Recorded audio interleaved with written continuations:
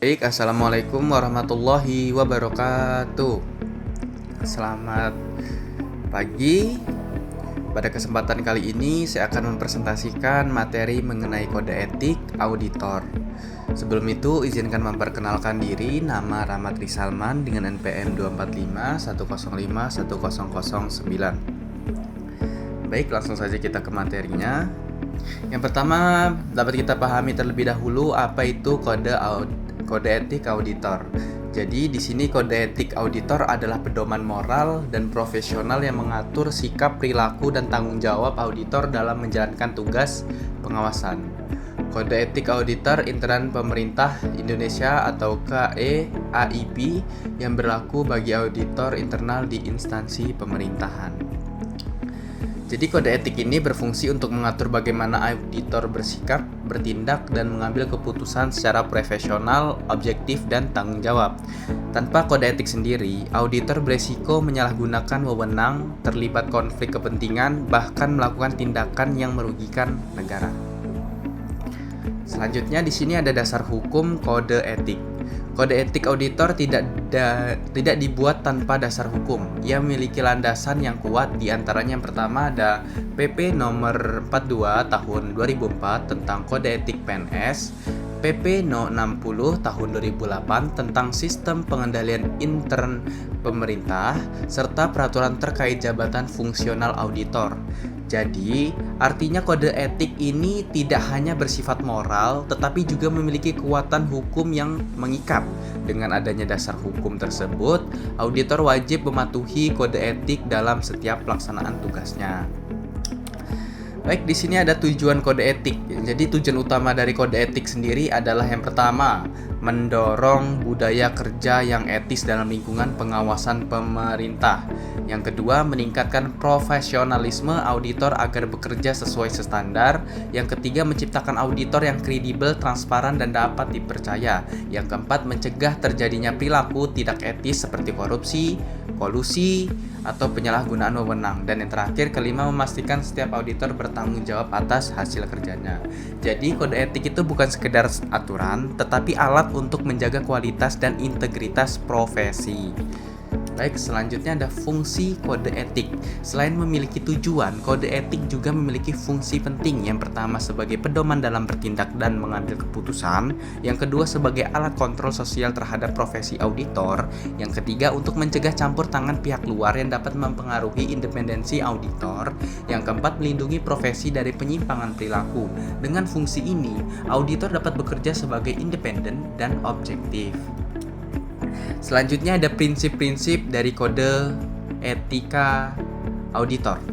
Yang pertama itu ada integritas. Auditor harus jujur, tegas, dan konsisten dalam menegakkan kebenaran. Tanpa integritas, hasil audit tidak akan dapat dipercaya. Yang kedua, objektivitas. Auditor harus bebas dari konflik kepentingan dan tidak memihak. Penilaian harus berdasarkan fakta dan bukti. Yang ketiga, kerahasiaan.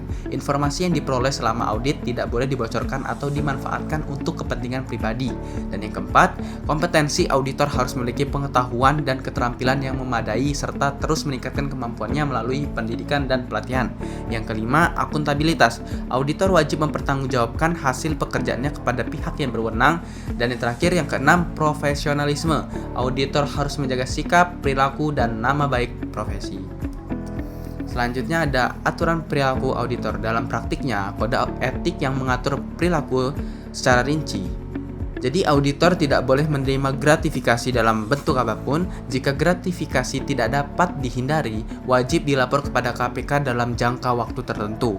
Auditor juga tidak boleh menyalahgunakan informasi yang diperoleh selama audit untuk keuntungan pribadi. Selain itu, auditor tidak boleh terlibat dalam aktivitas ilegal atau tindakan yang merusak kepercayaan terhadap profesi. Di sisi lain, auditor diwajibkan harus meningkatkan kompetensinya melalui pelatihan dan sertifikasi. Selanjutnya ada hubungan profesional. Jadi etika sendiri ini juga mengatur hubungan profesional. Dalam hubungan sesama auditor harus terjalin kerjasama yang sehat, saling menghormati dan saling membimbing. Sedangkan dalam hubungan dengan auditor harus menjaga sikap profesional, tidak arogan, serta tetap menghormati pihak yang diaudit. Hubungan yang baik akan menciptakan suasana kerja yang kondusif tanpa mengurangi independensi auditor. Selanjutnya ada pelanggaran dan pemeriksaan. Jika terjadi pelanggaran kode etik, maka kasus tersebut akan ditangani oleh Komite Kode Etik. Akan dibentuk majelis kode etik yang bertugas memeriksa dan menilai dugaan pelanggaran. Keputusan diambil melalui musyawarah mufakat dan bersifat final. Proses ini menunjukkan bahwa profesi auditor memiliki mekanisme pengawasan internal yang jelas.